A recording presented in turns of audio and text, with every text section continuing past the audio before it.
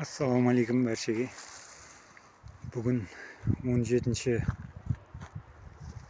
апрель 25 жыл. 5 сағата фундаментті болдық.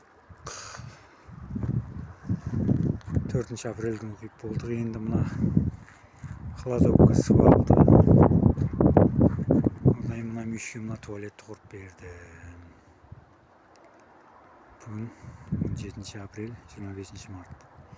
Видеоға бір-бірден лайк басуды ұмытпаң.